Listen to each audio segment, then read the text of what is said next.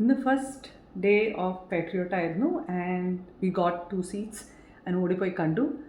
ഞാൻ പിന്നെ ട്രെയിലർ കണ്ടിട്ടില്ല, ഒറ്റ പ്രൊമോസ് കണ്ടിട്ടില്ല. Probably because I was not focused on Patriot എന്നുള്ളൊരു രീതിയിലല്ല നോക്കിയിട്ടുണ്ടായിരുന്നത്. ഞാൻ വേറെ ഒരു മൂവിയാണ് നോക്കിയിട്ടുണ്ടായിരുന്നത്. കാണാൻ അങ്ങനെ കണ്ടുപോയതുകൊണ്ട് I was not disappointed, right? And I didn't see any fireworks, അല്ലെങ്കിൽ I didn't see any എന്താ പറയേണ്ട ground shattering music, BGM when the megastars walked in. Characters walked in. The characters they played. അവർ അഭിനയിക്കുന്ന characters ആ സ്റ്റോറിയിൽ വേണ്ട സമയത്ത് അവർ entry ചെയ്യുന്നുണ്ട് and then they perform.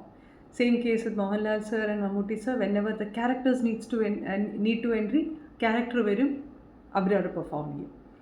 Same case with Kunchaka Bobbins and Fahad Fasil, and be Nayanthara, be it Darshana, or be it Revati ma'am in the role ആയാലും ആരൊക്കെ എന്ത് ചെയ്യണോ സ്റ്റാർസിൻ്റെ ആ ഒരു എന്താ പറയേണ്ട ധമാക്ക അതൊന്നും ആലോചിച്ചിട്ട് പോകരുത്.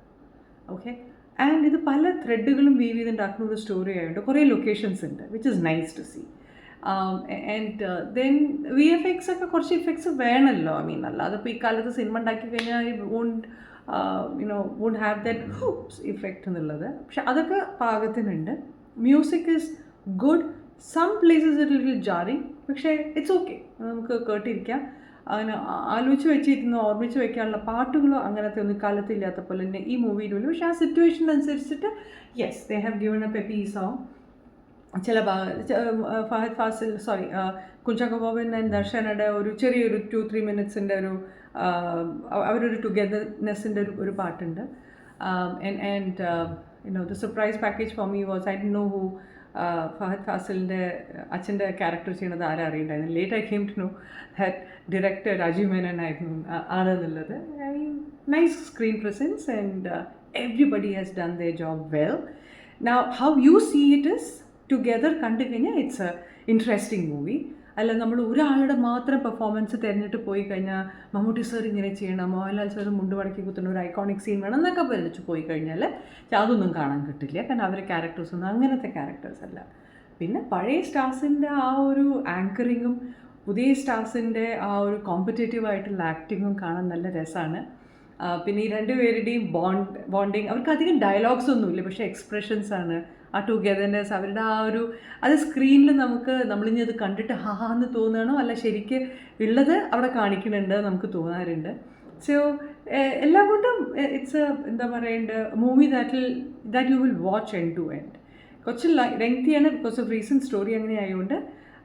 ആൻഡ് സ്റ്റോറി കണ്ടു കഴിഞ്ഞാൽ very much relevant for the എന്താണ് current gadgets that we are using. ഞാൻ അവിടെ വെച്ചിട്ട് വിടുകയാണ്, I'm not going to say further. So yes, ചിലപ്പോൾ നമുക്കത് കണ്ടു കഴിഞ്ഞാൽ തോന്നും പഴയ നോക്കിയ 3310 മതി എന്നുള്ളത്. ആ കാലം എത്ര നന്നായിരുന്നു എന്ന് നമുക്ക് തോന്നും.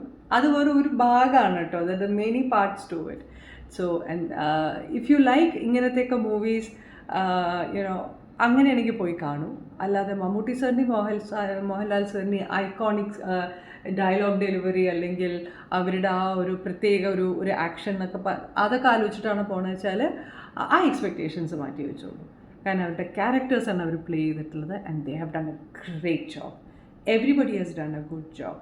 Direction, music, DOP, acting, costumes, locations, എല്ലാം കൊണ്ടും it's a good movie. But as I said, do not expect any kind of a stardust, but you can definitely watch a good storyline with good acting.